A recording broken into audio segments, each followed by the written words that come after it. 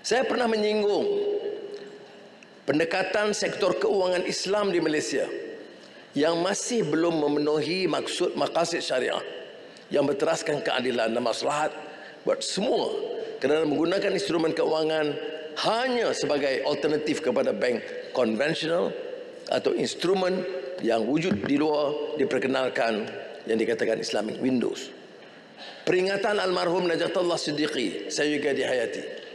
More than anything else, Islamic banking and finance, a subculture of Islamic economics, has been a quest for justice and morality into the ordinary business of life. Alhamdulillah, bidang keuangan Islam telah menghadiahkan kita suatu kaedah perbankan moden tanpa riba sejak 4 dasawarsa yang lalu. Namun, perkembangan ini tidak harus terhenti dan terbatas setakat itu. Hala tuju ekonomi Islam harus ditetapkan agar mampu menjayakan hasrat objektif Islam yang lebih luas, menangani jurang antara amalan ekonomi selaras dengan ajaran Al-Quranul Karim dan Sunnah Rasulullah SAW. Persidangan antara bangsa mengenai ekonomi dan keuangan Islam ICF 2023 akan dianjurkan pada bulan Disember bagi mencerahkan permasalahan ini dalam usaha mempelopori peralihan kepada sistem keuangan Islam yang lebih syumul atau menyeluruh.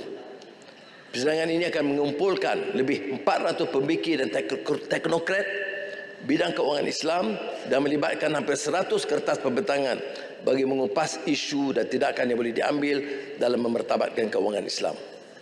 Kita berhasrat dengan cara yang sedemikian yang memberikan dampak dan dapat mengangkat kedudukan Malaysia sebagai pemangkin sektor keuangan Islam yang lebih fungsional dan lebih menyeluruh selagi dengan maqasid syariah. Tan Sri Yang Di-Pertua, bulan Disember dalam kerangka keuangan Islam menjadi titik tolak yang penting kerana bukan sahaja memberikan ruang kepada pakar-pakar tetapi memberikan kesempatan untuk semua syarikat-syarikat kerajaan melonjakkan aktiviti mereka. Berikutnya adalah amalan perantaraan berasaskan nilai atau value-based intermediation. Bank-bank Islam dan pengendali takaful mampu menerokai inovasi berimpak menerusi penawaran. Khususnya mereka yang terpisah daripada akses kepada perkhidmatan keuangan. Bank Negara Malaysia dan Institut Kewangan Islam sedang memajukan program rintis pelaburan berimpak melalui akaun pelaburan atau investment account yang lebih meluas. Ini melibatkan elemen perkongsian risiko antara pihak pelabur dalam pelaburan yang berteraskan SDG dan juga pelaburan sosial. Dan ini melibatkan pembiayaan pendidikan golongan miskin. Alhamdulillah, sekali lagi Malaysia kekal sebagai indikator dalam keseluruhan indikator pembangunan keuangan Islam global untuk 10 tahun berturut-turut.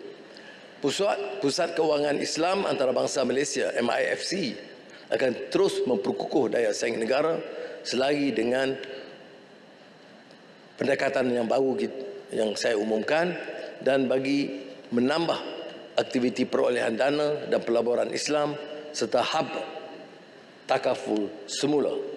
Bagi mendalami nilai Universiti Ekonomi Islam, kerajaan menyediakan 20 juta ringgit bagi merancangkan kajian serta kreativiti dan inovasi ekonomi Islam. Dan ini termasuk pusat pendidikan keuangan Islam antarabangsa dengan penglibatan MIFC dan industri.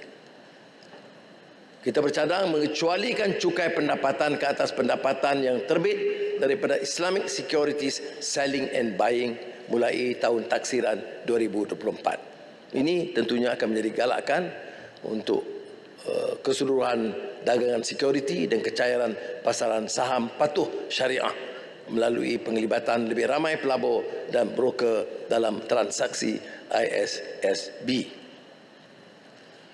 Transaksi securities borrowing and lending.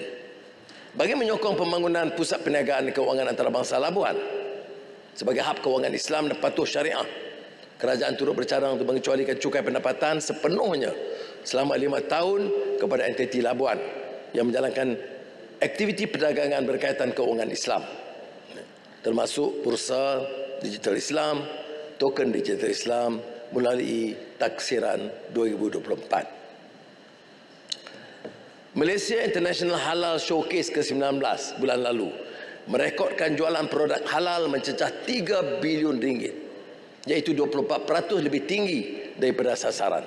Tahniah pada pihak penganjur. Pameran ini adalah pameran halal terbesar di dunia dan telah memadankan 469 syarikat tempatan dan 230 pembeli antarabangsa dari 44 buah negara. Pelan Induk Industri Halal 2030 menetapkan penanda aras sumbangan industri halal sebanyak 11% kepada KDNK menjelang 2030.